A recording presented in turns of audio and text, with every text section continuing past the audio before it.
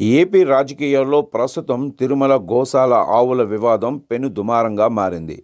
తిరుమలలో గోశాలలో చాలా ఆవులు చనిపోయాయని ఏకంగా టీటీడీ మాజీ చైర్మన్ భూమన కరుణాకర్ రెడ్డి ఆరోపణలు గుప్పించారు. దీంతో తిరుమల వివాదం మరోసారి వార్తల్లో నిలిచింది. ఈ క్రమంలో మాజీ మంత్రి ఆర్కే రోజా సైతం దీనిపై కూటమి సర్కారుపై తీవ్రమైన ఆరోపణలు చేశారు. సనాతన ధర్మం అంటూ దేశమంతటా తిరుగుతున్న పవన్ కళ్యాణ్ తిరుమలలో ఇన్ని అపచారాలు జరుగుతుంటే ఎందుకు మాట్లాడలేదని అన్నారు. మీకు ప్యాకేజీలు పదవులు ఇస్తే మిన్నకుండిపోతారా అంటూ ఏకిపారేశారు. కలియుగ దైవం వెంకటేశ్వర స్వామి దగ్గర తప్పులు ఎవరు చేసినా వారిపై కేసులు పెట్టాలని, కఠినంగా పనిష్మెంట్ చేయాలన్నారు.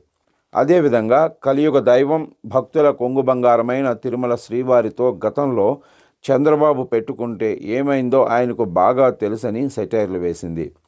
అదేవిధంగా ఇటీవల పవన్ కళ్యాణ్ సైతం కాస్తంత రుచి చూశాడన్నారు. అందుకే తిరుమల శ్రీవారితో పెట్టుకోవద్దని మాజీ మంత్రి రోజా హితవు పలికారు. అదేవిధంగా తిరుమలలో జరుగుతున్న అపచారాలు, గోశాలల్లో ఆవులు చనిపోతున్న ఘటనపై సమగ్ర విచారణ జరిపించి బాధ్యులపై చర్యలు తీసుకోవాలని రోజా డిమాండ్ చేశారు.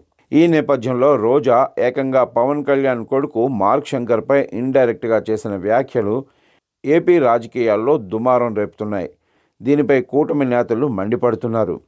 అన్యం పుణ్యం ఎరుగని పసివాడిపై కామెంట్లు ఏంటని మండిపడుతున్నారు. మరోవైపు సోషల్ మీడియా వేదికగా జనసైనికులు రోజా వ్యాఖ్యల పట్ల శివాలెత్తిపోతున్నారు.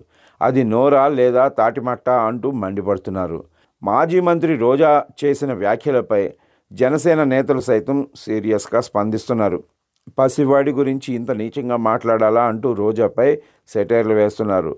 మరోవైపు సింగపూర్లో స్కూల్లో అగ్ని ప్రమాదంలో తీవ్రంగా గాయపడిన పవన్ కొడుకు మార్క్ శంకర్ ఇప్పుడిప్పుడే కోలుకుంటున్నాడు. అదేవిధంగా పవన్ సతీమణి అన్నా లెజ్నోవా తిరుమలకు వెళ్ళి స్వామివారికి తలనీలాలు సమర్పించి గండం గట్టెక్కించినందుకు ప్రత్యేకంగా మొక్కులు కూడా తీర్చుకున్న విషయం తెలిసిందే.